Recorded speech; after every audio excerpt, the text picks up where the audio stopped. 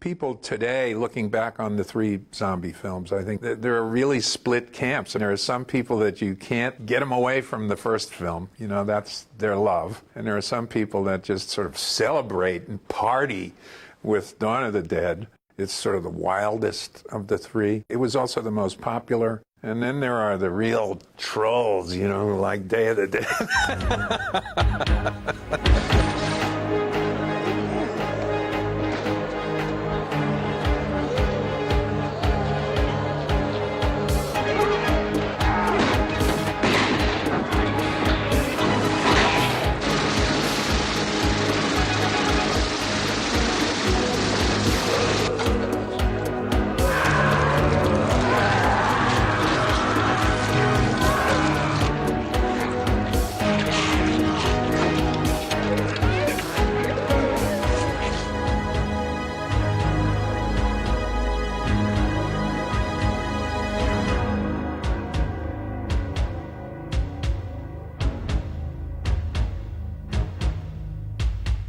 I had this, after doing Dawn of the Dead, I had this realization that, gee, one was the late 60s, and this was the late 70s. And I suddenly got this conceit about, well, maybe I'll do one of these every 10 years and try to, reflect a little bit of what's going on. So Day of the Dead really grew out of that 80s, I was giving up on everything, government, the military, the faith in, financial systems, and everything was just starting to look, geez, man, what we've been building up, House of Cards here. Originally, I wrote Day of the Dead as bigger. It would have cost about $6 or $7 million. The original script for Day of the Dead was a phone book. It was Raiders. It was Ben-Hur with zombies in it. I mean, it was a major effects film. All of the stuff that's in the existing Day of the Dead, but there was also an above-ground encampment. A group of people who had fortified themselves against the zombies created a camp with the society kind of crumbling both physically and morally. It had some outdoor action sequences and some chase stuff. The script, I remember sitting on my couch in my parents' basement, reading that script and just being floored by it. I loved that script so much, and I just thought, man, this is going to be the coolest zombie film ever made. George was very lucky. He's got this great team around him, and they all grew up as amateur filmmakers on Night of the Living Dead. Tom Savini, Mike Gornick, Cletus Anderson, all part of the team. My job was to, I guess, go around with the oil can and keep the wheels turning, In those days, it was a family business, and it was always, everybody did whatever was necessary. And, my slot was just assistant director because I was always with George, and I learned a lot.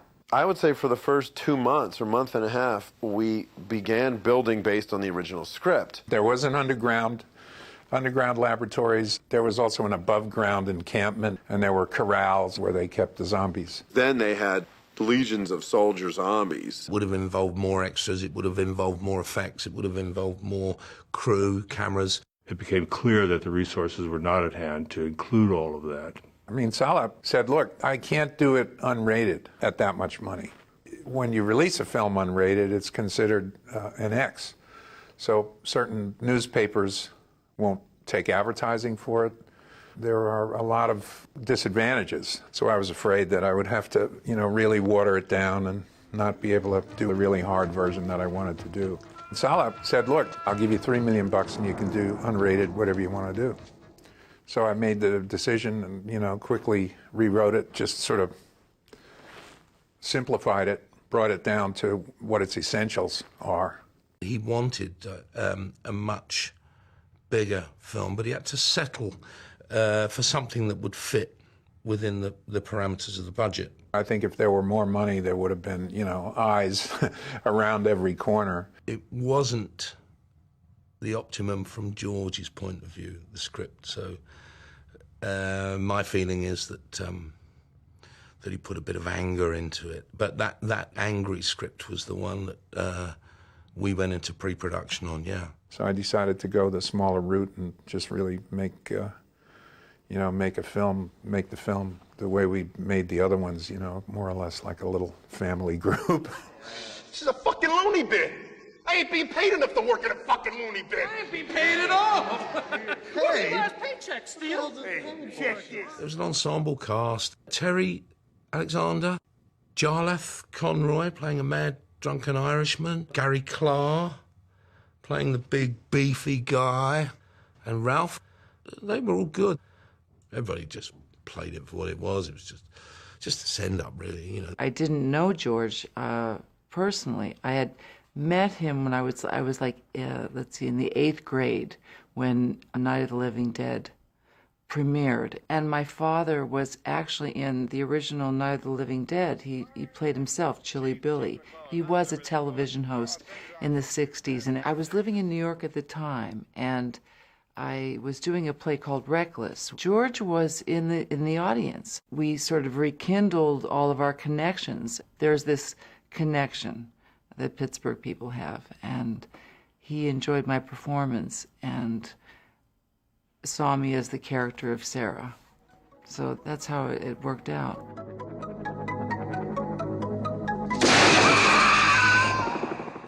George is doing another picture, you know, and it's like, well, yeah, okay, maybe I could play like a zombie or something. And they called, and it was, yeah, George wants you to read for Rhodes. And I'm like, huh? And I went in and I auditioned and kept my fingers crossed, and I got the role. I was like, this is good. This is good. George Romero was at the audition, and he gave me some directions, and I did them. It was mostly dumb show. Bub doesn't really have any lines. It was entirely an improvisation. And I did my zombie thing, and I got the job. Bub was sort of the mascot of the shoot, and I really sensed that all the people on the other side of the camera were rooting for me, and that was a real nice thing. When George did the rewrite, he really based the entire thing on the Wampa Mine facility, this huge underground storage facility. I found the location before I completed writing the script. It's an existing limestone mine in the hills outside of Pittsburgh. People store yachts down there. Old Hollywood negatives are down there, valuable papers of all kinds. And there were miles of lakes in the back of this place. And it was dark, and there were these little light bulbs hanging. It was easy to get lost in there, lots of corridors going in lots of different directions.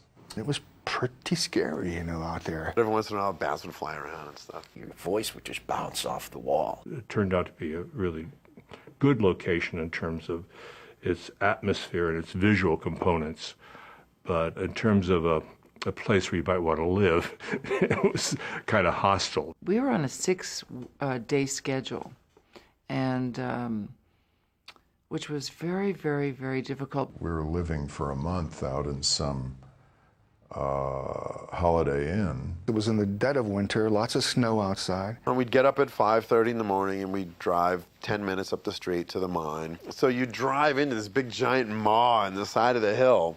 And the logo for the mine is the head of Medusa with all these snakes coming out. So it's kind of like going into the Temple of Doom. The car would pull up, and there you go, and you walk down the long hall. And you start smelling this mold, and it was just creepy. And then they'd meet you in a golf cart, and then you'd have to golf cart in, move closer to the makeup and the set. And then you start setting up for whatever we were going to do that day. And we were always working simultaneously in terms of preparing and shooting. So you'd be down there working for hours and hours. It was really, you know, and we worked all the time. That's all we did, you know. At some points it was really boring in there, and you couldn't go out. There's nowhere to go, you know. It's just another wall staring at you. It's like being imprisoned in a way. And we would spend the whole day there, sometimes till 11 o'clock at night. And then we would go back. You know, take a shower, get the makeup off. Sleep a little bit, wake up. And so we really did not see daylight for a long time. It was cold down there. They kept it, I think, at 55 degrees. There was this ongoing limestone dust that would just linger in the air, you know. And when you blew your nose or coughed, there's black dust in your handkerchief. And it's like, phew, you're a mess underneath that makeup. But of course, if they would have said, you guys don't have a hotel, you're going to have to sleep in the mine, down in the bar where the no lights in the lake and the bats are, we would have probably lived there. We just didn't care. We were so psyched about it. I was excited because I had never done a major film before. I played this tough character. I'm nothing like Sarah. I wish I was. In real life, I am just one big, wimp. It was fun. Yeah, I felt cool. I always wanted to be a cowgirl. I did. I'm running this monkey farm now, Frankenstein, and I want to know what the fuck you're doing with my time. He was just a mean old son of a bitch. Totally out of his gourd. To be that pricky guy again. Oh, I loved it. Of course, that's, you die for something like that. We needed a father figure to play the mad doctor. That wasn't very nice, you know. That wasn't very nice at all. Let's go. And Richard Liberty's name came up. You can just sit there in the dark and think about what you've done. Think about it. And he was superb. He was just superb.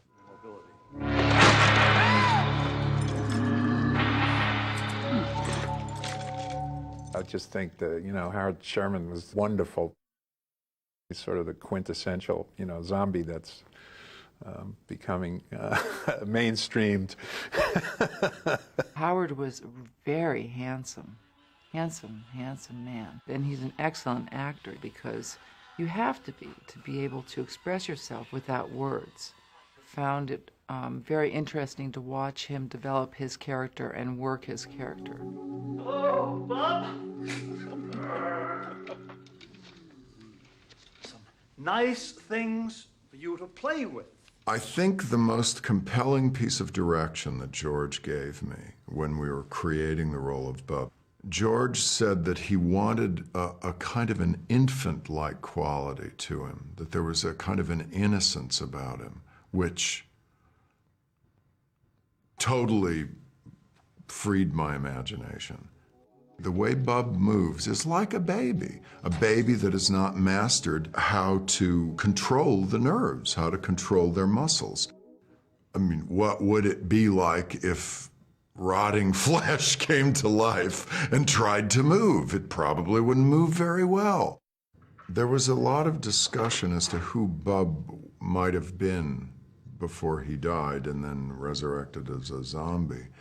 And I remember thinking a lot about that, the idea that he perhaps had some military background. He salutes, he knows how to load a gun and things like that. He's the most intelligent zombie, really, in the entire trilogy. And of course, a smart zombie is about as smart as a very dumb dog, which it's not really saying much. And despite the fact that he's grisly ugly and that he eats human flesh, there's nonetheless something hopeful in that image. The makeup process was very, very, very, very long. Day after day after day for a month. It took between 3 and 4 hours to get it on. I flew to Pittsburgh, or I think outside of Pittsburgh, where Tom Savini lived. And in his workshop, he made a plaster mask of my face. And then they sculpted onto that Bub's face, and then they made many, many, many copies of that in a latex mold, so that what they applied to my face perfectly fit my face on the inside, and it was Bub's face on the outside. They also gave me a new set of teeth. The genius of the design and of the material is that it behaves very much like skin. Actually, wearing the makeup for long periods of time didn't bother me. What really bothered me was getting it off. And it seemed that it took about another hour and a half.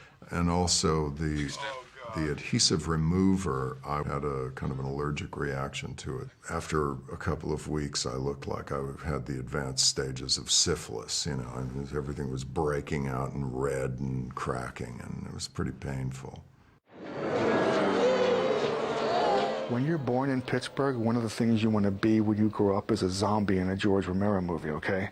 So there was never a shortage of zombies. People just show up, they want to do it. People like that you would never expect wanted to be a zombie. Doctors, lawyers. I think the dean of Carnegie Mellon is in there with his wife. He's a fisherman zombie. Chef Brockett from Mr. Rogers' Neighborhood is a zombie in Day of the Dead. I mean, you know, people just all walks of life. It's, hey, let's have a goof. They were given $1 and a bat hat and a newspaper signed "Stay Scared, George." And I wouldn't do it for $1 million. I mean, because you got to sit around in all this goop for hours and hours and hours. I think it's miserable, but people enjoy it. And they wear the makeup home. All the local restaurants and McDonald's in the area were reporting dead people walking in and ordering cheeseburgers. So there was like 4 different levels of zombies. And ultimately, there's such a dramatic difference between those zombies. I hired a guy, Terry Prince, to manufacture zombie masks. And these were going to be for the background zombies, the zombies that were very far away. We had, I think, 70 or 100 of those made. And the costume department, Barbara Anderson, would create their own zombies with hair colors and streaking tips and some fake blood and stuff, you know, cereal, you know.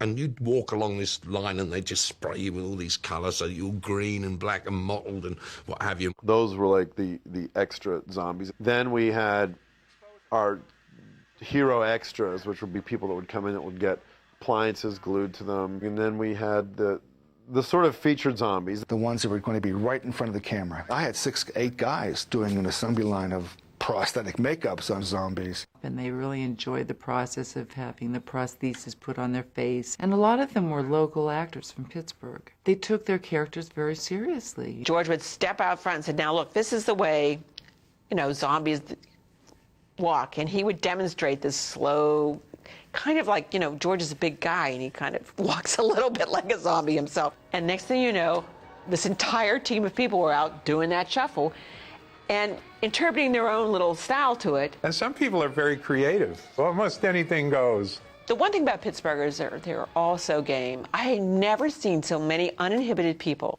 in my life. I was stunned. People would do anything.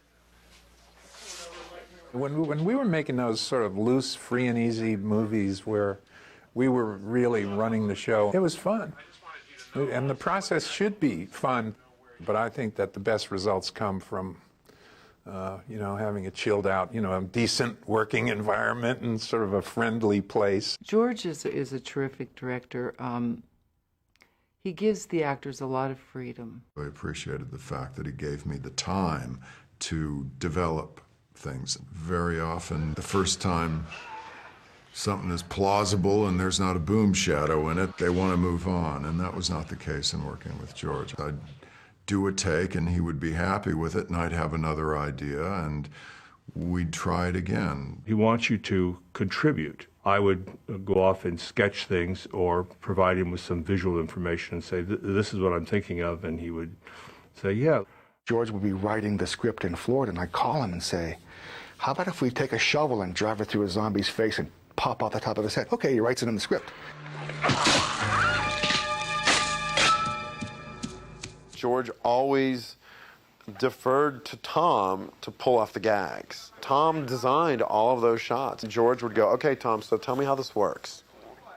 Tell me where I shoot it, what's the best way to put the camera, and that's really unheard of. That level of freedom really allows you to make sure that the effects work to their maximum potential. And a movie like Day of the Dead, they did. I mean, there's not one bad effect in that movie. Day of the Dead was really the culmination of Tom's career. I think he was really dedicated to trying to make these effects look better than anything that he had done before. Dawn of the Dead, Friday the 13th, Maniac, Prowler, The Burning, there was a whole slew. I was going from one splatter film to the next, and I learned a lot more doing all those films. Day of the Dead was really the first time where Tom really hired top-notch sculptors to come in. Tom had a big crew behind him. I mean, on all the other films that he had done, he had one, maybe two guys with him. We had a huge workshop. We began Day of the Dead at my house with 6 guys in my house on the back porch, creating hundreds of small, medium, and large zombie appliances. Everything that could mix and match. So if you were to walk on the set to be a zombie, we'd look at you and say, okay, you're a medium, throw these appliances on you. And we would do that to hundreds of zombies. You're down there, it's Halloween again, you know, every day is Halloween. So you're Dr. Frankenstein, you're the monster. So you're doing that constantly, and that's a lot of fun. When you wanted to get away and hang out and just get away, you went in the shop with the boys, because that's where the good music was and pretty PAs would be in there, and that's where you'd go. I would always hear them laughing. And then kids would want to come in to Tom's workshop in the mines. A whole bunch of new guys who saw Dawn of the Dead and went, that's what I want to do for a living. So people would come willingly to help out, and they'd sweep the floor and they'd make tea or coffee and just watch, you know, so that they could learn how to make these weird faces and heads and bullet hits. In the story, the mad scientist is experimenting with brain tissue. So we just would buy a dozen or so brains and have them thinly sliced so that you can put them under a microscope and look at them. We purchased a bunch of skeletons from Carolina Biological and started dressing them with like latex and cotton and stuff to dress them. We even sculpted heads that went on top of those skeletons just for dressing. We knew we were going to need rotted corpses. But it seems so eerie to be able to do this. I mean, to buy body parts and they were so readily available. Tom Savini was very hands-on in the razor blade sequence. He wanted to make it work just perfectly.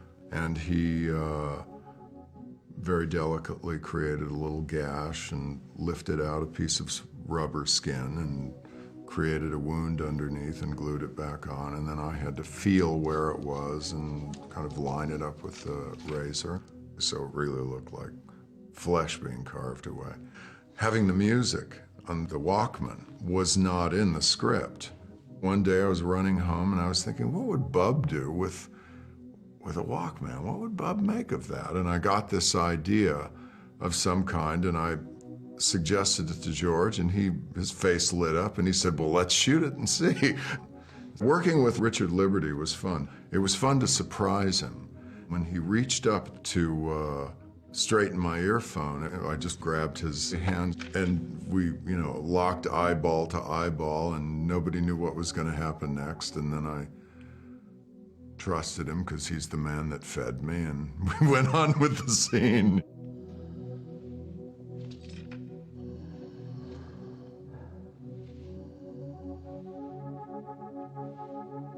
George asked me what music I thought Bub should be listening to, and I told him Beethoven.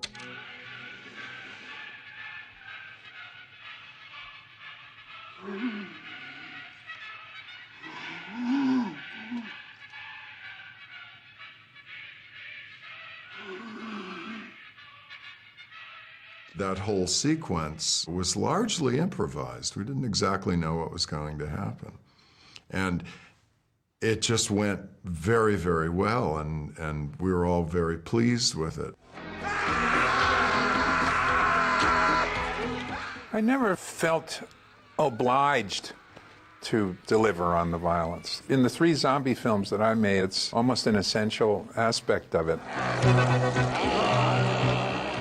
I don't know, but I guess I get blamed for maybe opening the door a little too much. Well, I kept trying to remind myself that this was fantasy, and not to take it too seriously. I still kind of turn away, even though I know how it was done. It's still a kind of help. Oh, Jesus. Oh my God. Oh, Jesus, God almighty. And so Tom just went into a flying rage. He said, pump the blood, man. Pump the fucking blood, man. Look, pump the fucking blood, man. If you have blood, let's have blood. Because, you're eating lunch and, you're surrounded by all the zombies, and then, you're sitting there and you're looking at this. Geez, I'm getting nauseous just thinking about it. I mean, those bites still to this day, I don't think anyone's ever done them as good. What we did was we had this material that was affectionately called chunks of flesh. And all it was tinted latex that you'd roll. You'd paint latex on anything flat, like a mirror or a tabletop, and you'd roll it up, and it would give you these long, stretchy, like tendons of flesh, of muscle. And if you pulled it and stretched it, it would rip and snap back. So when the actress comes in and bites it and tears it back, you see the flesh rip open, and you see those little pieces of muscle and tendon stretch and rip, and then the blood pours out. And it's, to this day, boy, oh boy, is that unbelievable. If you look when Phil Kellum's got his throat torn out, that chunk of skin comes off and you can see the two bones underneath, the blood flowing out. Really amazing stuff.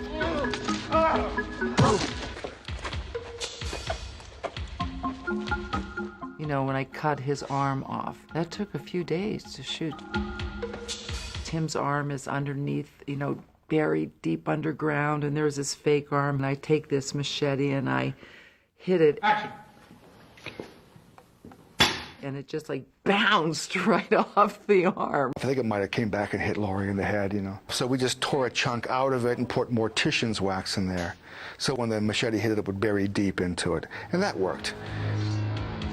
Then we took our fake machete with a hole cut in it that would fit over his real arm. So she pressed on that and it looked like it was still cutting through. But we got the advantage of his hand actually moving. And that's something people, when they see that, they can't figure out how we did that. How, you know, the fake arm, the fingers, is it mechanical? No, it's quite simpler than that. So then we used the fake arm and she separated and they cauterized it, and that's the whole effect, you know. Anytime you hear Tom talking about effects or you see interviews with him, he's always talking about misdirection. Your mindset needs to be, what do I need to see to make me believe the trick, the magic trick? What do I need to see to make me believe that what I'm seeing is really happening? The corpse is on the table in Logan's lab. And that was, again, Tom just saying, oh, we cut a hole in the table and we tilt the actor's head back. And then we close it up and you put the appliance there. Dick Smith, the greatest living makeup artist today, my idol, my hero, the god of makeup, asked me, where the hell is that guy's head? You know, I fooled him.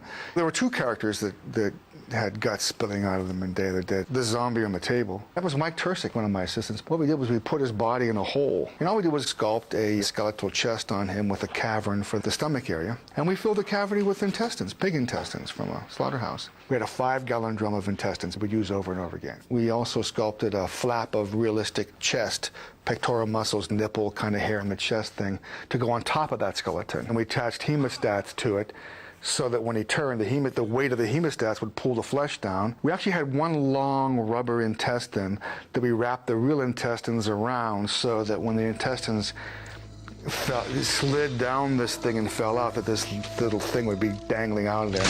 You know, it's sick, but, you know, that's you got to think of these things. So then, of course, we did it to Miguel as well.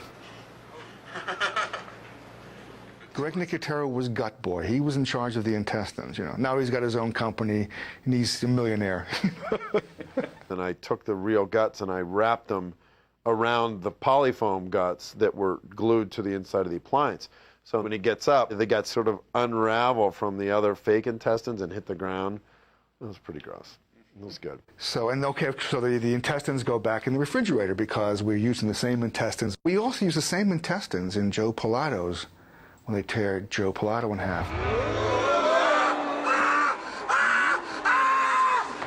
I came in that morning and the continuity girl, she said, this is a good day to die. Of course, I didn't realize it would be such a lousy day to die.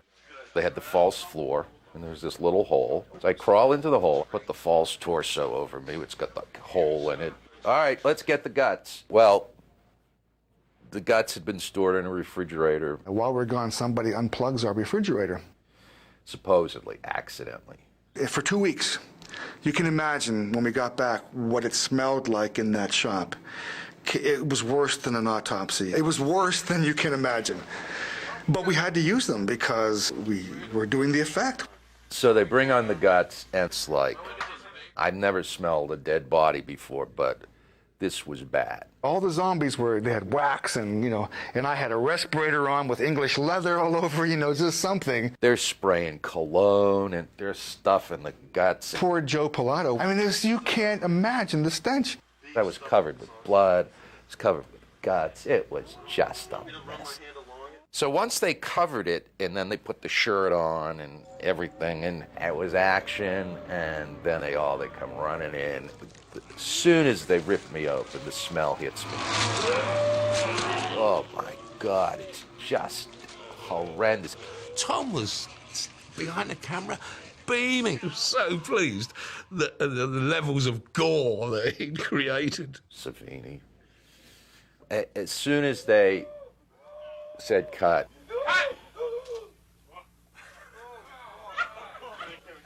I just started to heave. In fact, I may hurl right now if you want to catch that. Come on, you piss brains! What the hell's the matter with you?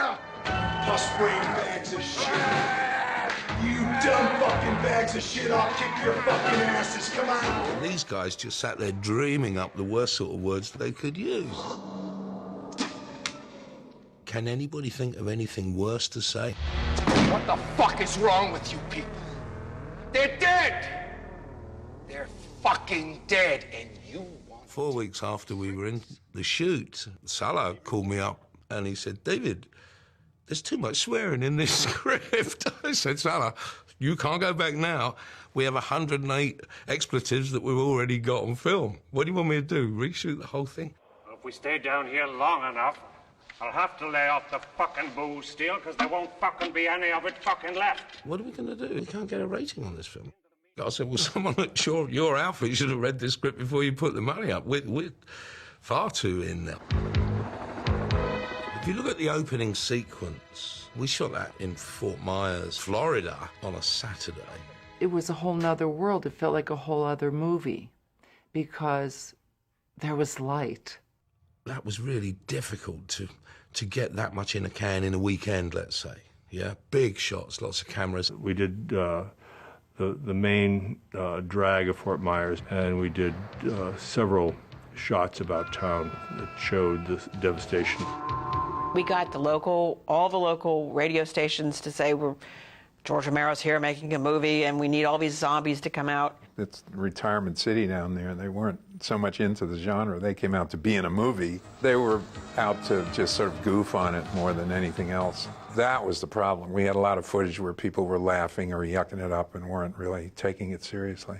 I think probably they didn't have the Pittsburgh tradition of zombiehood. The worrying thing for me on the Fort Myers shoot was this alligator that we had. It was a huge creature. Well, they don't train alligators. They just go out to the swamp and pull one out and, duct tape its nose and then let it loose. This thing came out the bank and started swishing its tail. Me, I was up the other end of the road. I was gone.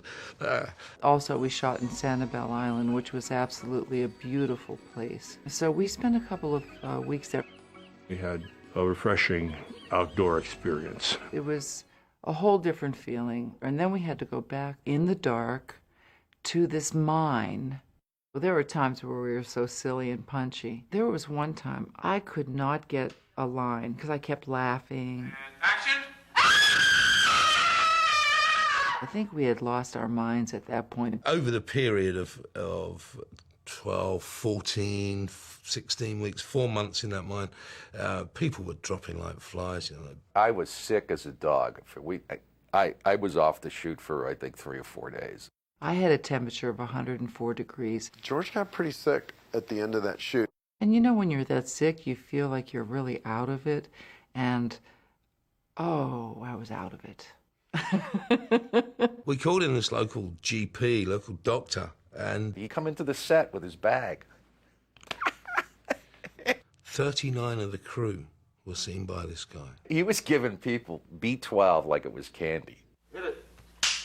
Go. Sometimes everybody would be in a really bad mood because we were exhausted. But that was really pretty rare. It was very rare. Being on the set of Day of the Dead is like being with your brothers and sisters. There's a lot of camaraderie and a lot of support between departments. I have very warm, good feelings, despite all the blood and guts. We just spent so much time together, just drinking beer and laughing and watching movies. We were all 20 years old and drinking our asses off and having too much fun that we didn't care. We didn't care. We were working on Day of the Dead. Now, George A. Romero takes us out of the night, beyond the dawn, and into the darkest day of horror the world has ever known. Day of the Dead. I believe it grossed its budget in its first weekend, in its opening weekend in New York State alone. It was received well by those people that had an interest in that type of movie. No one has splattered like this before. This is like serious splatterage, you know. And I went into this Times Square theater. It was very interesting watching the movie because the audience got very excited, particularly when Bub came on the screen. The audience spontaneously broke into a chant. They were going, Bub, Bub, Bub, Bub. But I think it was disappointing at the box office. I think people expected another sort of Dawn of the Dead, a great big bawdy, you know, adventure comic book type thing, and not as dark as it was. But there's just something about Day of the Dead that I really think works. I think it's better crafted. I like the way it knits together. Day of the Dead has become my favorite of the three films. Topping yourself. I think we did it with Day of the Dead. The effects, I think, are my masterpiece, you know. I mean, I won the Saturn Award for Day of the Dead. I love Day of the Dead. I would have loved to have seen the movie that we had set out to make. I'm still really proud of the movie that we did make. And I'm proud of it. I feel blessed to work with somebody like George, to have a large part in a film without having been well known. That was a real gift. I was very pleased with my performance. I was pleased with what I did. I was hoping that there would be a sequel all about Bub, because Bub goes off into the sunset. I suppose he would have organized the zombies, taught them to eat chicken, and but of course that never came. To this day, which is 18 years later, I get fan mail at my house. I've gotten emails and I've gotten letters and I've had visits from people. I was in a 7-Eleven and buying something, and dude, are you Rhodes? You know, the guy behind. I was like, yeah. Wow, you know, man, hey. And the guy checking us in, you know, looked at it and said, George Romero, are you the George Romero? And the guy, and you know, George said, well, I do make those horror movies. And he goes, oh my God. But it was so funny, you know, like in the middle of nowhere, you know. It's almost like, you know, they expect us to do this again. I mean, to me, it's fitting. I mean, I can't tell you how many emails I get. Are you going to do George's next film? It's like we become Abbott and Costello, you know, of the genre. Well, I hesitate to say anything about, first of all, I can say that if I do another one, I don't think it's going to be called Twilight of the Dead. At the moment, my title is Dead Reckoning. Why not? You know, sure. I'd do the effects on that. We're talking to a major studio about it. Has to be unique, has to be different. You got to, again, outdo what we've done in Dawn and Day, even though many years have gone by. Who knows? You can never tell.